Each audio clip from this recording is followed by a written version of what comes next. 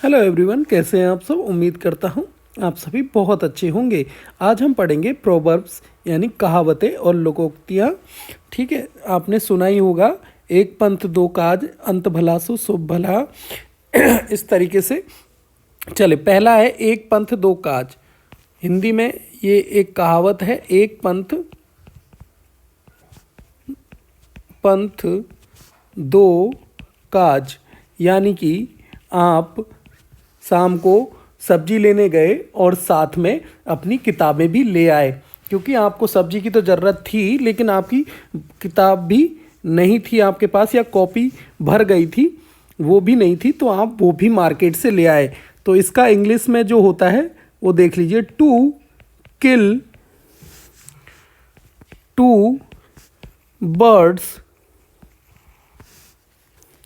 With stone, यानी एक पत्थर मारा और जिससे दो चिड़िया मर गई। उसने एक पत्थर फेंका होगा चिड़िया के मारने के लिए, लेकिन उससे क्या हुआ, दो चिड़िया मिल गई। एक शिकारी था जिसने चिड़िया को मारने के लिए पत्थर फेंका, लेकिन उससे क्या हुआ, वो दो चिड़ियाओं को लग गया और उसको दो चिड़िया मिली। अंत भला सो सब भला। एक होता है ना अंत भला तो सब भला, ये होता है अंत भला सो भला।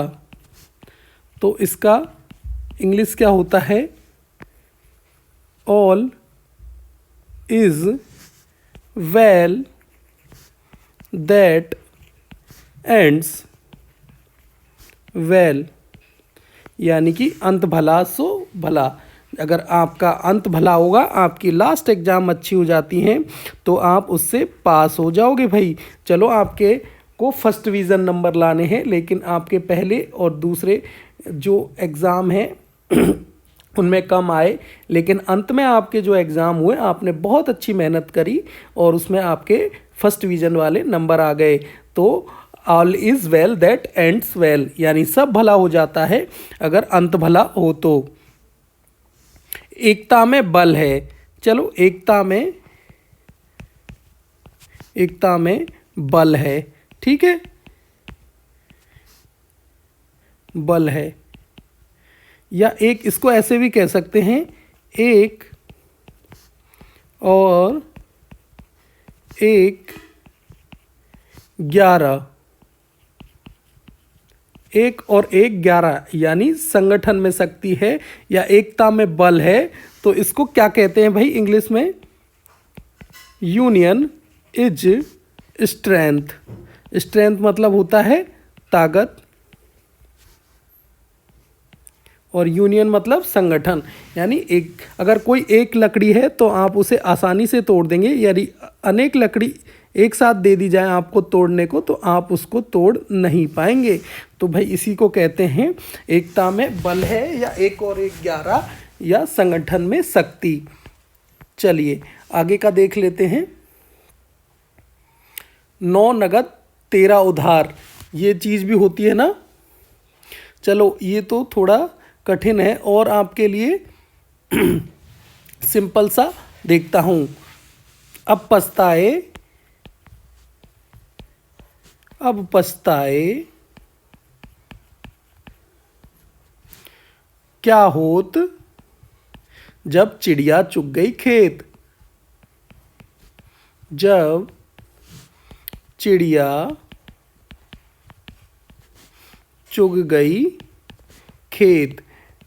आपने गांव में देखा होगा कि चिड़िया है वो जब फसल आती है तो वो बहुत सारे खाने आ जाती है, फसल जब पूरी खेत में लहलाती है, लेकिन उसको उड़ाने के लिए हम लोग ऐसे बनाते हैं ना आदमी जैसा। ठीक है, और उसको खेतों से भी भगाते हैं। तो इसका इंग्लिश क्या होगा भाई, it is no use crying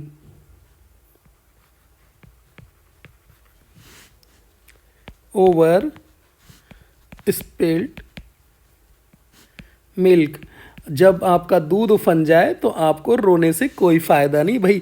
चीज़ें जब आपके कंट्रोल से बाहर हो जाएं तब कोई फ़ायदा नहीं है, आपको समय रहते ही उसके लिए करना चाहिए प्रयत्न। ठीक है, चलिए इस तरीके से यहाँ पे थोड़े से मुहावरे नहीं, मुहावरे तो नहीं कहेंगे, कहावतें या लोकोक्तियाँ थी।